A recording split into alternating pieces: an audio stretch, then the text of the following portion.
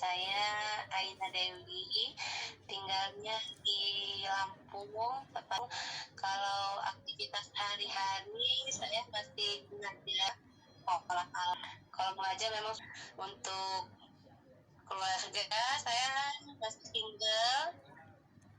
Nikah Umi. Masih single. Doain ya, semoga Iya. segera. Kemudian Umi, gimana sih Umi dulu ceritanya sampai Umi tuh bisa terjun di titik pembisnis ini gitu? Saya merasa bahwa ini bisnis saja yang tepat gitu. Jadi bisnis yang sebelumnya pernah saya jalani gitu. Sebelumnya memang saya bukan orang yang suka jualan gitu, pembisnis. Cuma memang gitu. Semuanya saya ambil dan langsung saya beli di British Propolis untuk kemudian gabung gitu ya. Awal-awal memang saya ngambil yang reseller ya, karena memang modal belum ada, tapi ternyata ketika saya gabung di bisnis ini banyak sekali yang saya dapatkan gitu ya. Ilmu rentingnya bagus, kemudian ada tokoh ulama yang sudah bergabung, komunitasnya juga baik gitu ya, mengajak dengan kebaikan seperti tilawah, duha, dan itu masih sampai sekarang saya rasakan gitu di komunitas ini gitu. Nah alhamdulillah ketika itu saya ambil reseller dan terus berjuang ya menambahkan, karena memang menjadi pembisnis itu bukan hanya posting aja gitu ya. Ibarat kita kalau ke pasar gitu ya, ada orang yang jualan baju, kita lihat itu mereka bukan punya pajang baju aja, pasti ada ngomong ayo mbak masuk mbak gitu, lihat dulu boleh gitu, pegang dulu boleh, dari warna apa mbak gitu.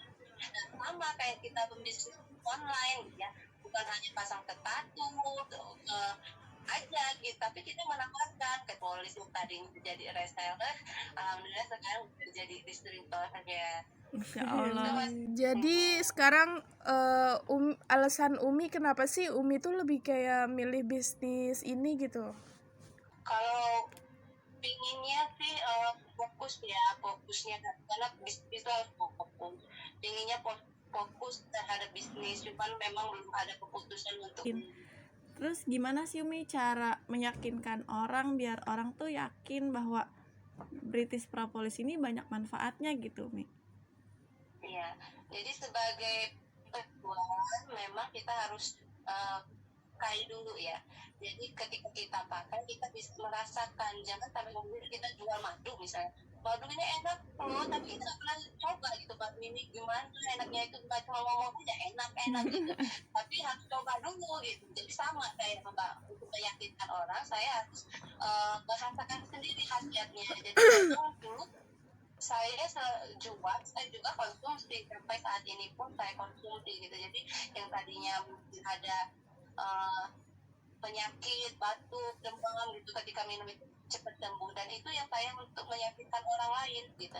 Dan ada testimoni dari pihak-pihak yang sudah banyak merasakan. Nah itu untuk meyakinkan konsumen, dan juga kita harus tahu knowledge keunggulan dari produk kita gitu. Misalnya British Propolis ini adalah asli dari Inggris gitu, yang mana kemudian mendapat satu botol British Propolis itu memerlukan 5.000 lebah dalam setahun. Nah itu harus kita jelaskan, dan khasiatnya juga beda gitu, perbandingan kentalannya juga antara British Propolis dengan propolis yang lainnya juga beda.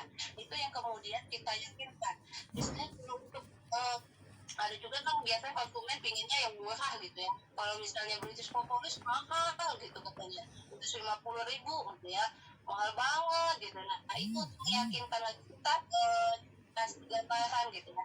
Kayak misalnya kalau sudah sakit, kalau udah sakit mahal mana, mahal sehat apa sakit gitu. Jadi mereka berpikir gitu bahwa ternyata menjaga kesehatan itu penting gitu ya. Kalau udah masuk kan lebih mahal lagi. Kemudian cara membandingkannya, misalnya kalau British Propolis itu kan seharinya kalau kita minum kan hanya 5 tetes, itu setara dengan harga Rp8.000 gitu ya. Tapi kalau kita bandingkan lagi dengan yang lain, misalnya teman-teman hari ini bisa makan bakso sehari berapa bakso? 12.000, belum ditambah jusnya 5.000, udah berapa? Udah 22.000, belum lagi nanti beli gorengan siangnya, beli PMP banyak.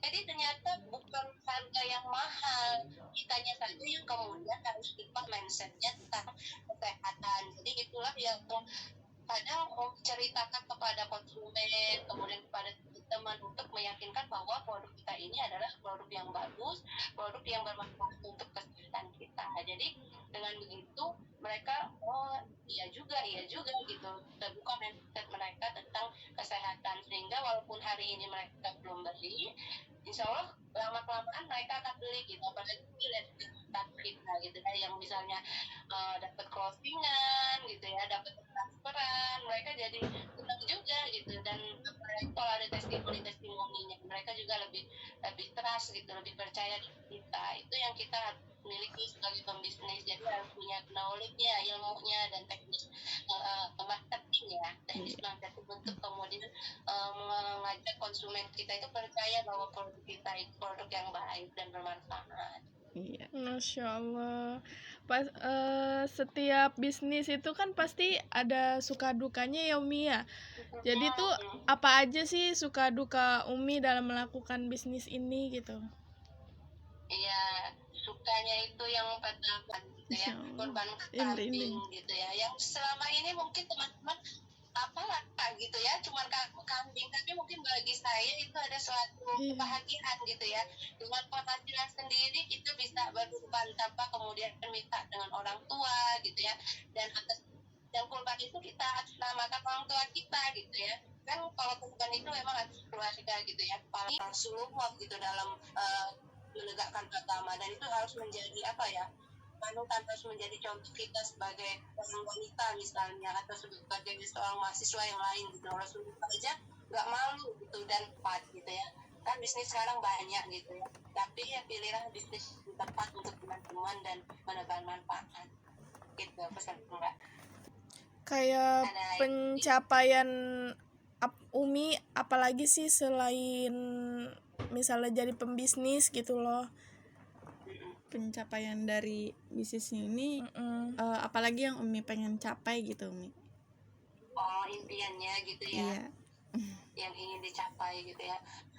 Untuk bisnis punya target memang ya, target punya hubungan. Nah ini impian Umi ke depannya, mudah-mudahan bisa terwujud gitu ya, tidak muluk-muluk gitu ya,